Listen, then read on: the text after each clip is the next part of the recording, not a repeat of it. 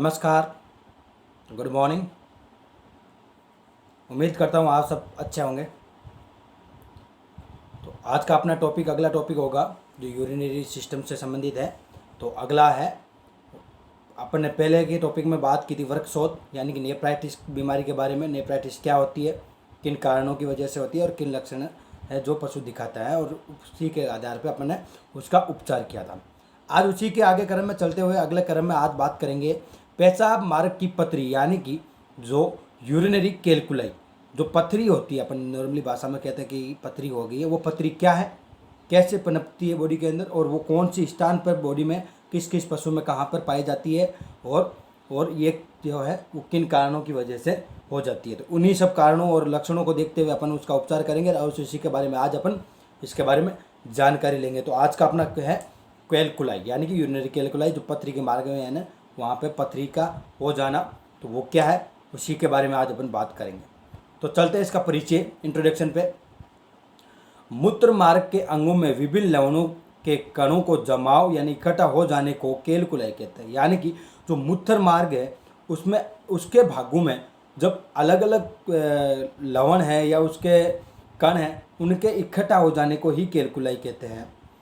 इसे यूरोलियोथियोसिस के भी कहते हैं, यानी कि इसे यूरोलिथियासिस के नाम से भी जाना जाता है। यानी अपन इसको पथरी भी कह सकते हैं और यूरोलिथियोसिस भी कह सकते हैं।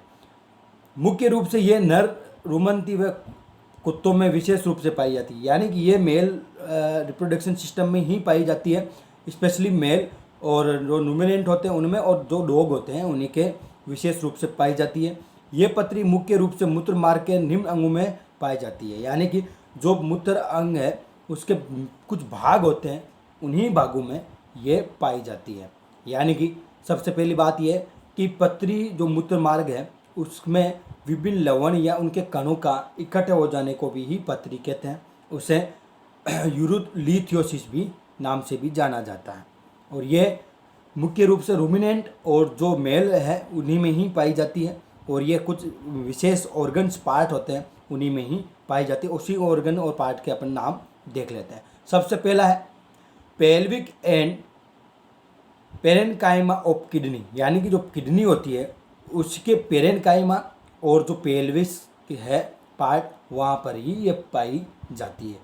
दूसरा यूरिथ्रा, जो मूत्र मार्ग का सबसे बड़ा भाग होता है यूरिथ्रा, उसमें। तीसरा यूरिनरी ब्लैडर, जहाँ पे पेशाब बनता है, जो ब्लैडर होता है वहाँ जहाँ पेशाब बनता है वहाँ पे उसके जो छिद्र होता है वहाँ पे ये पाई जाती है। चौथा है नेक ऑफ ब्लैडर, यानी कि जो ब्लैडर है, जो अपन ने पहले बात की थी ब्लैडर, उसी ब्लैडर की गर्दन यहाँ पर, यानी कि जहाँ से पेशाब वहाँ से बाहर निकलता है यूरिथ्रा के अंदर आता है वहाँ पर, यानी कि नेक ऑफ ब्लैडर। लास्ट है sigmoid flexor of penis in cattle, जो कैटल होते हैं उनमें सिग्मोइड फ्लेक्सर होता है। जो पेनिस होता है उसका जो भाग होता है उसमें एक एस आकार का नस होती है, नस बोल सकते हैं, तो वो नस सिग्मोइड फ्लेक्सर के नाम से जाना जाता है। जो सिग्मोइड फ्लेक्सर जहाँ जहाँ उसमें घुमाव आता है उन्हीं घुमाव वाले स्थानों पर ये पथरी जरूर पाई जाती है। तो ये थे ऑर्गन्स जिनके बारे में अपन ने बात की कि इन्हीं ऑर्गनों पे और इनके स्थानों पर भी ये पथरी पाई जाती है। तो ये वो भाग है जहाँ ब्लैडर, जहाँ पेशाब से बनने के लेके जो बाहर निकलता है पेनिस के माध्यम से, तो जिसके बीच में जहाँ पे जगह आती है, सिग्मोइड फ्लेक्सर हो, यूरिथ्रा हो, नेक ऑफ ब्लैडर हो, या पेरेनकाइमा ऑफ किडनी हो, तो वो जगह जहाँ ये किडनी आसानी से वहाँ हो जाती है, तो उन्हीं जगहों का अपन ने नाम लिया, वर्णन किया है। अब अपन बात करेंगे कि इन जगहों पे जो पथरी होती है वो किन कारणों की वजह से होती है, यानी कि ऐसे कौन से कारण है जिनकी वजह से पशु के बॉडी के अंदर पथरी जैसी समस्या हो जाती है। तो वो कारण कौन से हैं, उन्हीं कारणों पर अपन नज़र डालेंगे। तो अब अपन बात करेंगे, इनका इंट्रोडक्शन हो गया, इनके भागों के बाद में बात हो गया, अब बात करेंगे अपन इनके कारणों पर। तो सबसे पहला ईटियोलॉजी क्या है, वो इस प्रकार से है। जैसे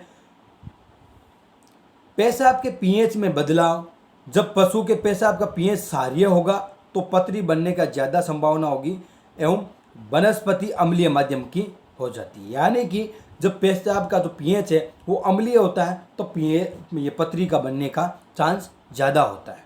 इसी के क्रम में अगला दूसरा कारण अपन बात करेंगे। तो यानी पहले कारण में अपन ने ये जाना कि जब पेशाब का पीएच बदलता है यानी कि जो पीएच हो पोटेंशियल ऑफ हाइड्रोजन है वो क्षारीय होगा, यानी कि जो क्षारीय माध्यम वाला होगा तो पतरी बनने का ज़्यादा संभावना होगी। अगर अम्लीय होगा तो वो उस अम्ल उसको काट देगा। सॉरी, अगर मैंने अम्लीय बोला है तो अम्ल इसको काट देता है, लेकिन क्षारीय माध्यम होता है तो वहाँ पे पतरी बनने का ज़्यादा संभावना होती है। और जो वनस्पति अम्लीय माध्यम के हैं तो उसमें ये जो होती है वो कम होती है। यानी कि दूसरा है पेशाब को ज़्यादा समय तक रोकना। अगर यूरिन को अपन बॉडी के अंदर ज़्यादा लंबे समय तक अगर रोकते हैं तो उसमें क्या होता है, पेशाब में क्या होता है, यूरिया होता है। अगर यूरिया है वो इकट्ठा हो जाती है और एक अलग सा छोटा सा टुकड़ा बना लेती है और वो पतरी का रूप ले लेती है। तीसरा, आहार में व पीने के पानी में लवणों की अधिक मात्रा का होना, विशेष रूप से ऑक्जेलेट, फास्फोरस, मैग्नीशियम, कैल्शियम और सिलिका। इन्हीं सब लवणों का जो अपन खाद्य पदार्थ हैं या पीने के पानी है उनमें इन लवणों की मात्रा जब अधिक होती है तब भी पेशाब पथरी की संभावना हो जाती है। यानी कि जो अपन पानी पिला रहे हैं या जो पशु को खाने के लिए जो दे रहे हैं उनमें जो अपन है वो मिनरल्स जो है, ये बात कि अपन ऑक्जेलेट है, फास्फोरस, कैल्शियम, मैग्नीशियम, ये माध्यम है वो अगर ज़्यादा है तो वहाँ पे पथरी बनने की संभावना ज़रूर रहती है। तो अपन ये ध्यान रहे कि पशु का जो पानी पिला रहे हैं या जो खाद्य पदार्थ दे रहे हैं उनमें इन्हीं लवणों की भी मात्रा एक निश्चित होनी चाहिए और ज़्यादा बहुत मात्रा में नहीं होनी चाहिए। अगला कारण है पशु को पानी की मात्रा का कम मिलना। यानी कि अगर पशु को अपन कम मात्रा में पानी दे रहे हैं तो उसमें वहाँ पे यूरिन है जो यूरिया का इकट्ठा बहुत ज़्यादा हो जाना। अगला, पशुओं को अधिक मात्रा में दाना देना। अगर अपन पशु को बहुत ज़्यादा मात्रा में दाना दे रहे हैं तो उसमें भी पशु को पथरी, क्योंकि वो दाने हैं वो एक इकट्ठे होकर एक पथरी का रूप भी ले लेते हैं, तो ये भी एक कारण है। अगला कारण, आहार में अधिक मात्रा में सोरगम व कॉटन सीड का देना। यानी सोरगम और कॉटन सीड यानी कि जो अपने काकड़े का है, कपास की खल है, उसका अगर अपन अधिक मात्रा में पशु को दे रहे हैं तो ये जाहिर सी बात है कि उसमें पशु के पथरी बनने का चांस ज़्यादा रहता है। यानी कि जो सोरगम और जो ये कॉटन सीड है वो अपन लिमिट मात्रा में ही दें उतना ही अच्छा होता है। अगला और लास्ट कारण यह है पशु अधिक मात्रा में सल्फोनामाइड व एस्ट्रोजन हार्मोन का देना।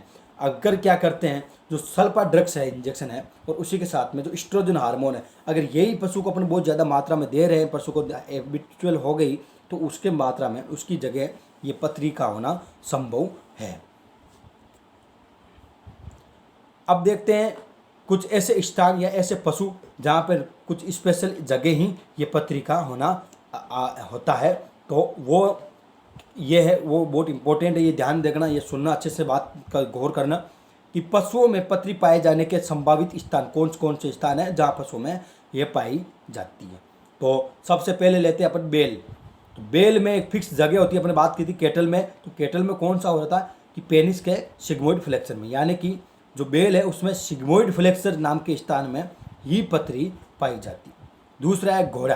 तो घोड़ा है वो उसमें तो टेस्टिस संभाग, यानी जहाँ टेस्टिस होते हैं उन्हीं टेस्टिसों की जगह पे ये पथरी पाई जाती है। तीसरा भेड़ व बकरी। तो भेड़ व बकरी में छोटे पशु है तो उसमें यूरिथ्रा जो ब्लैडर से आगे यूरिन को ले जाता है, तो युवा जगह होती है यूरिथ्रा, उन्हीं यूरिथ्रा की जगह भेड़ व बकरी में पथरी पाई जाती है। चौथा अपन लेते हैं कुत्ता। तो कुत्ते में एक प्रोस्टेट ग्लैंड होती है, वह ओस पेनिस के पास पाई जाती है। यानी कि जो कुत्ता होती है उसमें प्रोस्टेट ग्लैंड व ओस पेनिस, तो पेनिस के एक कुत्ता ऐसा होता है जो पेनिस के अंदर हड्डी होती है जिसके कारण वो मुड़ता है, तो ओस पेनिस नाम की जगह ही कुत्ते में पथरी पाई जाती है। लास्ट है सभी अगर पशुओं में देखते हैं तो स्चेल आर्च, जो अपनी नीचे की स्चेल आर्च होती है वहीं ये पथरी पाई जाती है, चाहे वो कुत्ता हो, चाहे भेड़ हो, चाहे घोड़ा हो, तो वो सब जगह जो अपन जेनेटल ऑर्गन्स हैं वो स्चेल आर्च के अंदर ही आते हैं, तो इन जगहों पे ये पथरी का होना होता है। तो अपन ने ये बात की कि कौन से पशुओं में कहाँ पाई जाती है, यानी कि बेल में सिग्मोइड फ्लेक्सर, घोड़े में वर्षण संभाग, भेड़ में बकरी में यूरिथ्रा, कुत्ते में प्रोस्टेट ग्लैंड व पेनिस के अंदर, और अगर सभी पशुओं की बात करें तो वो है स्चेल आर्च। तो इन्हीं सभी जगहों में पथरी होती है। अब अपन बात करेंगे लक्षणों पर। तो पथरी के कौन कौन से लक्षण होते हैं उन्हीं लक्षणों पर अपन नज़र डालेंगे। अपन ने बात की कारणों पे और कौन से जगह पाई जाती है, अब उन्हीं के आगे चलते अपन लक्षण का गौर जिक्र करेंगे। तो सिम्टम्स कौन कौन से पशु दिखाता है? तो सबसे पहला सिम्टम होता है पेशाब का बूंद बूंद आना अथवा बिल्कुल ही नहीं आना।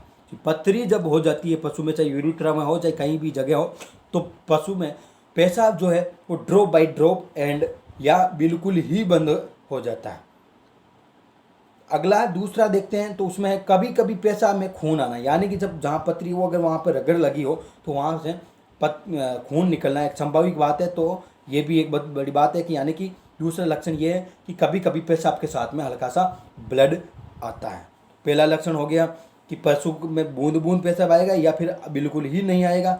दूसरा है बूंद बूंद के साथ में कभी कभी हल्का सा खून भी आता है।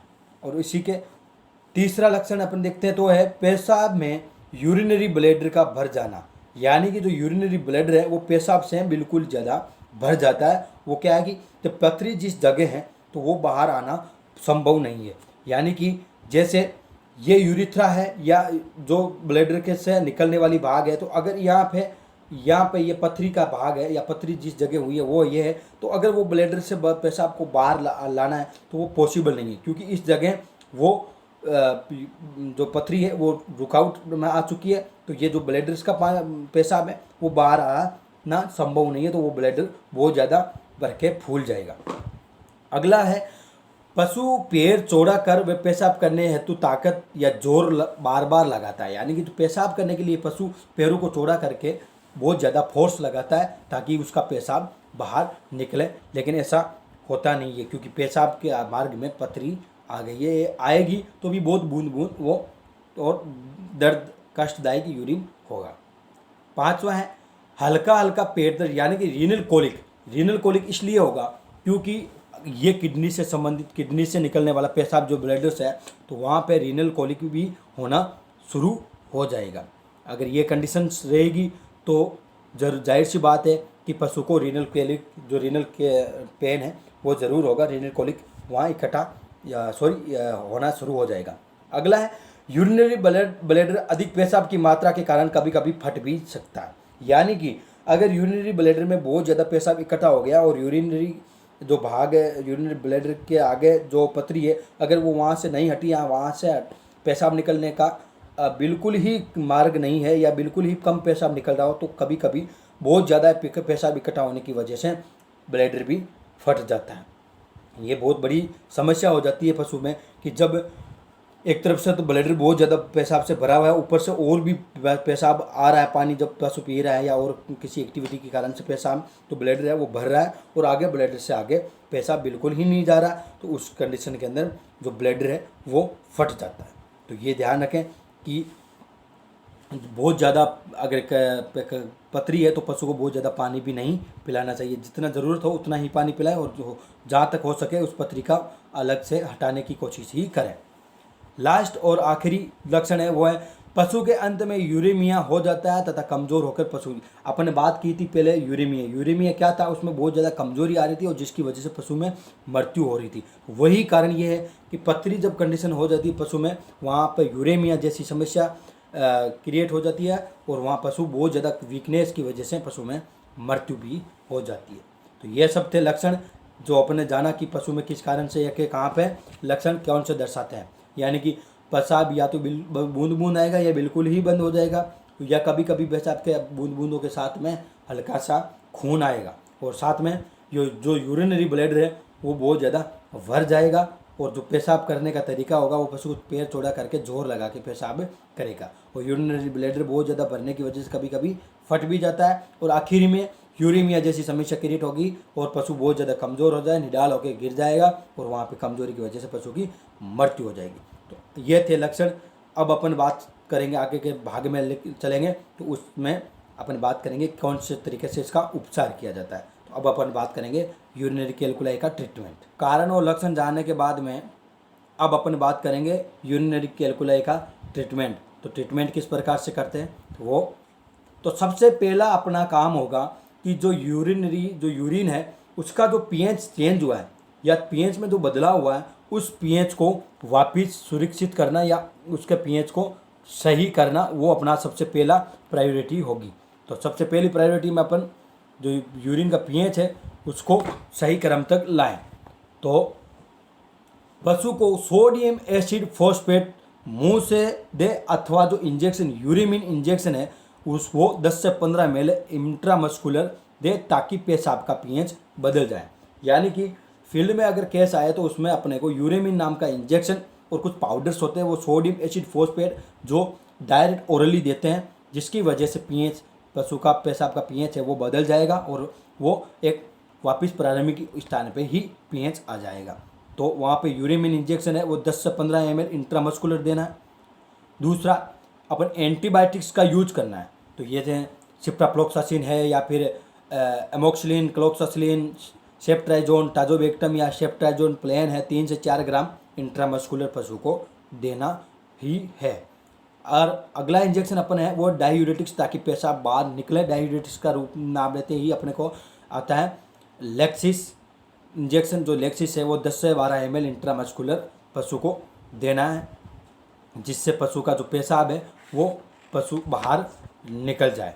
या लेक्सिस के साथ में अपन अगर लेक्सिस उपस्थित हो या नहीं हो तो वहाँ पे अपन इंजेक्शन फ्रुसोमाइड है जो अपन यूज कर सकते हैं। फ्रुसोमाइड 10 से 12 ml इंट्रामस्कुलर पशु को देना ताकि पशु का जो रुका हुआ पेशाब है, यूरिथ्रा हो या ब्लैडर में हो, जो रुका हुआ पेशाब वो बाहर निकल जाए। तो यूरेमिन, एंटीबायोटिक्स और लेक्सिस या ये इंजेक्शन फ्रुसोमाइड लगाना है। इसी के साथ में कुछ टेबलेट होती है और पाउडर, टेबलेट और पाउडर एक ही है, वो स्टोनिल पाउडर है, वो 40 से 50 ग्राम 10 से 15 दिन पशु को ज़रूर पिलाना है ताकि ये जो क्रिएट हुई है पतरी है वो गल जाए और पेशाब के साथ बाहर निकल जाए। और टेबलेट आती है वो बेंगासिल या फिर आलसिन जो 10 टेबलेट होती है वो दिन में 3 बार पशु को 10 से 15 दिन तक देते रहना है ताकि ये सब कंडीशन है जो पतरी है जो गल जाए और वो बाहर निकल जाए। और इसी के साथ में एक पाउडर आता है, सिस्टोन पाउडर है। सिस्टोन का मतलब जो सिस्ट की वजह से जो पतरी बनी है वो पाउडर है, वो पशु को जब ओरली देते हैं तो वो पाउडर की वजह से जो पतरी है वो बाहर निकल जाए। यानी कि 2 से 3 ग्राम दिन में 3 बार 15 दिन तक पशु को ये ज़रूर देना है ताकि पशु ये निकल जाए, पतरी की समस्या दूर हो जाए। तो ये थे इंजेक्शन्स और कुछ पाउडर्स या टेबलेट्स का नाम जिससे अपने को देखा। अब अपन अगर इन्हीं से सब के माध्यम से नहीं हो रहा है, पशु को बहुत ज़्यादा पेन हो रहा है या बहुत ज़्यादा तकलीफ हो रही है, पशु मौत के कगार पर पहुंच जा रहा हो, तो ये ध्यान में रखना कि वहाँ पर शल्य चिकित्सा यानी कि उसकी सर्जरी ही सबसे बड़ी उपाय है या उपचार है। तो यानी कि शल्य क्रिया करवाना ही मुख्य इसका उपचार है। इसकी सर्जरी करवा के जहाँ से भी अच्छा डॉक्टर हो या अच्छा प्रैक्टिशनर हो उसकी सर्जरी करवा के जहाँ से पथरी है उस जगह को वहाँ से पथरी को हटाना है और वहाँ पे ठीक करवाना है और लगातार प्रिस्क्रिप्शन लेते रहना है। पशुपालक को ध्यान रखना कि पशु चिकित्सक जो प्रिस्क्रिप्शन दे उसी को ही फॉलो करें और उसी प्रिस्क्रिप्शन के आधार पर पशु का ट्रीटमेंट करवाएं।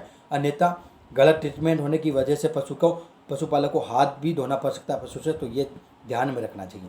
तो आज का टॉपिक यूरिनरी कैल्कुलाई यहीं ख़त्म होता है। इम्पोर्टेंट टॉपिक है, इसको ध्यान रखना, मद्देनज़र रखना ज़रूरी है क्योंकि इस चीज़ के पशु को लगभग ये समस्या क्रिएट होती है। तो आज के टॉपिक में इतना ही। जय हिंद, जय भारत, राम राम।